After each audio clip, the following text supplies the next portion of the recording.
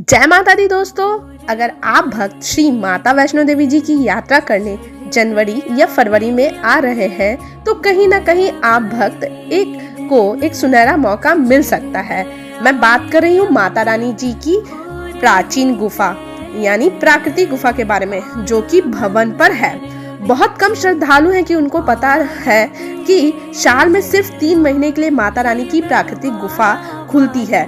Video में अंत तक जरूर बने रहिएगा। मैं आपको संपूर्ण जानकारी देने वाली हूँ कि कब इस साल भक्तों के लिए प्राचीन गुफा के दर्शन हो पाएंगे, प्राचीन गुफा कब खुलेगी, क्या समय रहेगा भक्तों को दर्शन करने के लिए और कब जाना चाहिए माता रानी के दर्शन के लिए।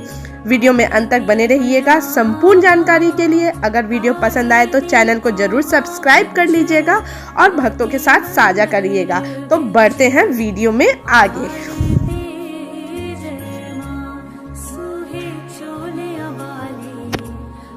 आम भक्तों को बता देना चाहती हूँ कि श्री माता वैष्णो देवी जी की यात्रा पर सालाना करोड़ों लाखों भक्तों दर्शन करने के लिए आते हैं। ऐसे में ही आप बात कर लीजिए, अभी कुछ समय पहले आंकड़ों का संख्या काफी बढ़ गया था, करोड़ों में आंकड़ा चला गया था।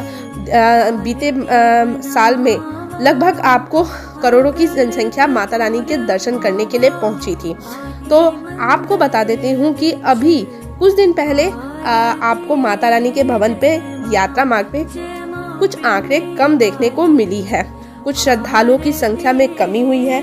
आपको बता दूं कि जब ज्यादा भीड़ नहीं होती है तब माता रानी की पवित्र गुफा को खोला जाता है।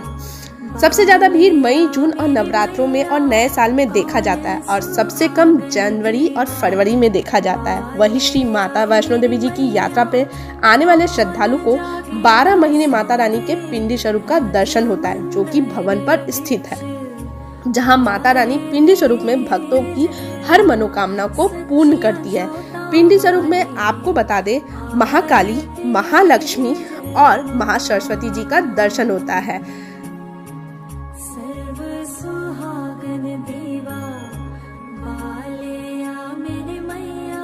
बीच में विराजमान महालक्ष्मी जी, जो कि वैष्णो जी माता का के रूप में विराजमान है। वही आपको बता देती हूँ कि एक और गुफा है जो कि साल में सिर्फ 3 महीने खुलती है, जहाँ पर माता रानी भक्तों को दर्शन देती है, जो कि भवन पे स्थित है।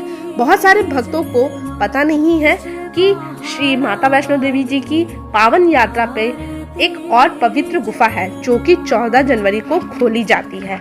जी हाँ, आपको बता देती हूँ कि श्री माता रानी जी के पावन भूमि पर एक और पवित्र गुफा है, जहाँ पे माता रानी भक्तों को दर्शन देती है।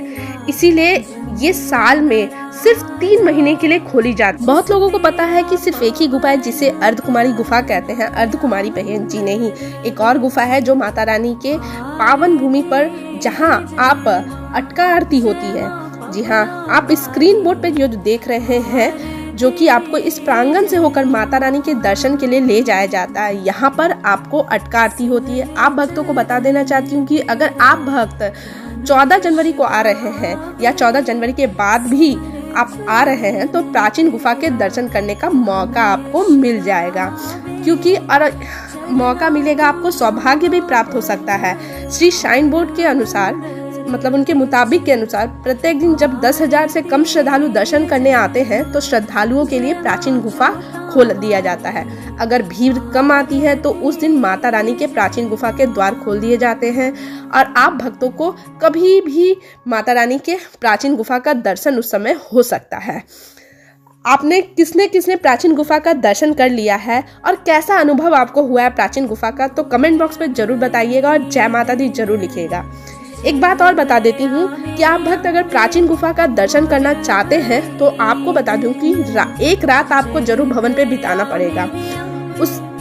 इसका बहुत बड़ा कारण है, क्योंकि प्राचीन गुफा ज्यादातर रात में खुलती है और आप जब प्राचीन गुफा का दर्शन करना चाहते हैं तो कम से कम रात में 12 से 1 के बीच में 1-2 बार जरूर दर्शन करिए, क्योंकि प्राचीन गुफा का ज्यादातर समय रात का समय रहता है, क्योंकि उस समय श्रद्धालु दर्शन करने के लिए बहुत कम रहते हैं।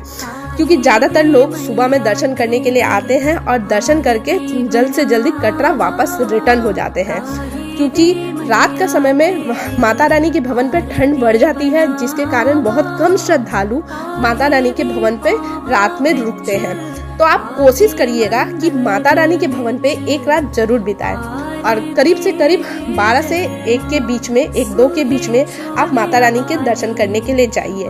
तो माता रानी की कृपा अगर बने रहेगी और माता रानी का अनुपम कृपा आप पे बना रहेगा और बहुत बड़ा सौभाग्य बना रहेगा उन पे आप पे, तो जरूर माता रानी की प्राकृतिक गुफा का दर्शन होगा।